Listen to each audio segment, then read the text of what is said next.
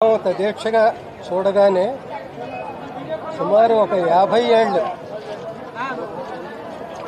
రోజుకి 3 షిఫ్ట్లు 2 షిఫ్ట్లు చేసి నిద్రలేని రాత్రులన్నీ గడిపి చాలా విశ్రాంతిగా నిద్రపోతున్నట్టుగా ప్రశాంతంగా కనిపించింది ఆ ముఖం. ఎప్పుడో నాటకాల రోజుల నుంచి మేము మిత్రులం. అప్పుడు నేను నాటక రచయితను కూడా కాబట్టి నా నాటకాలన్నీ ఆయన ఆడాడు బ్యాంక్ కాంపిటీషన్స్లో. కొన్నిటికి నేను ఆయనకి డైరెక్షన్ చేశాను. ఆయన రవీంద్ర భారతిలో గ్రాండ్గా ఒక ఫంక్షన్ చేశారండి, రంగస్థల గురువులకి సన్మానం అని. అందులో నేను కూడా ఉండడం నా అదృష్టం. అక్కడి నుంచి తర్వాత రచయితగా నేను రాసిన హలో బ్రదరు, సత్యరత్న గారి అబ్బాయి, ఇంకా కొన్ని కిష్కిందకాండ, చాలా సినిమాల్లో ఆయన మంచి వేషాలు పోషించాడు పాత్రలు. తర్వాత నటుడిగా మేము చాలా సినిమాలు చేసాం. ముఖ్యంగా ఎప్పటికీ నాకు అందరికీ గుర్తుకొచ్చే పాత్ర అమ్మ 1వ తారీఖులో నా తండ్రిగా నటించిన పాత్ర. అలాంటి పాత్రలో ఎలాంటి పాత్ర ఇచ్చినా ఆయనకు జీవిస్తాడు తప్ప నటించాడు.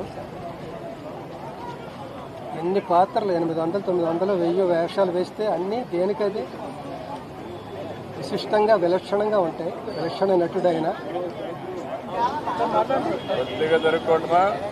అందరినీ కూడా ఎంత చమత్కారం ఉందో. చిన్న పుల్ల విరుపు ఉంటుంది, ఆ పుల్ల అగ్గి పుల్ల లాంటిది, బగ్గుబంటి ఉంటుంది కూడా. చమత్కారం వల్ల అది చాలా ఎన్హాన్స్ అయ్యి రాణించే వాని మాటలు నేను. అందుకే చుట్టూ చేరేవారు అందరూ షూటింగ్స్లో ఆయన చుట్టూను. నన్ను మాత్రం ఎందుకో ఒక 1% ఎక్కువ స్పెషల్గా చూసేవాడు ఆయన. నేను నాటకరంగం రోజు నుంచి రచయితను కూడా అవడం బట్టి, సినిమాల్లో కూడా రచయితను కాబట్టి 2-3 చోట్ల నా గురించి ఆయన చాలా గొప్పగా మాట్లాడారు. ఒక చోట సినిమా రంగంలో మధ్యతరగతి జీవితాలని కె బాలచంద్ర గారు ఎలా ఆవిష్కరిస్తారో, రంగస్థలంలో ఎల్బి శ్రీరామ్ దానికి ధీటుగా అంత బాగా రచించి ప్రదర్శించి ప్రేక్షకుల మన్ననలు పొందారు అని ఒక చోట అంటే, ఇంకో చోట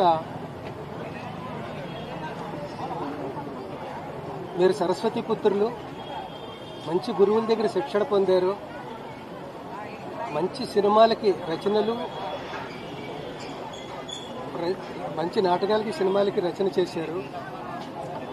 సమాజానికి ఎంతో అవసరమైన ఉపయోగకరమైన ఆ పెన్నుని మీ జేబులో పెట్టుకుని మీరే మురిసిపోతే ఎలాగా, ఆ పెన్ను గుండెకి బరువు అనిపించట్లేదా అన్న చోట రాశాడు ఆయన స్టైల్లో.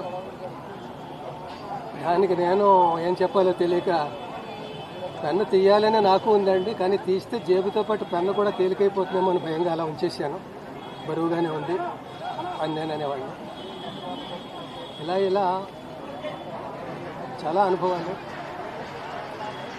హలో బ్రదర్లో చాలా గొప్ప వేషం.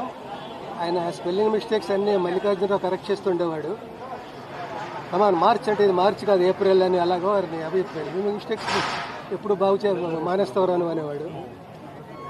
చివరికి మల్లికార్జునరావు గారి డెత్ సీన్ ఒకటి ఉంటుంది, అందులో అంటాడు, రే మళ్ళీ నన్ను ఒంటరి చేసి వెళ్ళిపోయావు కదరా, ఇక నుంచి నా స్పెల్లింగ్ మిస్టేక్స్ ఎవరు కరెక్ట్ చేస్తారా అని ఏడ్చాడు.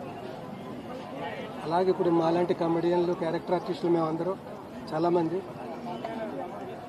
ఇప్పుడు మా స్పెల్లింగ్ మిస్టేక్స్ అంటే మా తప్పులు ఎవరు కరెక్ట్ చేస్తారు, ధైర్యంగా మాట్లాడగలుగుతారు అని గుర్తుకొచ్చింది నాకు. అది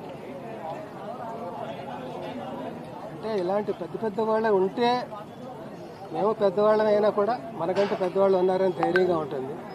ఒక్కొక్కళ్ళే అలాగా తప్పుకుంటుంటే నెక్స్ట్ టోకెన్ మందే కదా అని భయంగా ఉంటుంటుంది. భయంగా ఎందుకు, వెళ్ళిపోయిన వాళ్ళు ఏమో నష్టపోరు, ఇంకా గొప్ప జీవితాలని అనుభవిస్తూ ఉంటారు. మనం వెళ్ళిపోతే అలాంటి దాన్ని అందుకోవచ్చు కదా అని అప్పుడప్పుడు అనిపిస్తుంటుంది. ఏది ఏమైనప్పటికీ ఒక మహాప్రస్థానం ముగిసింది. ఆయనకి, వారి కుటుంబ సభ్యులకి శాంతి చేకూర్చాలని భగవంతుని ప్రార్థిస్తాను.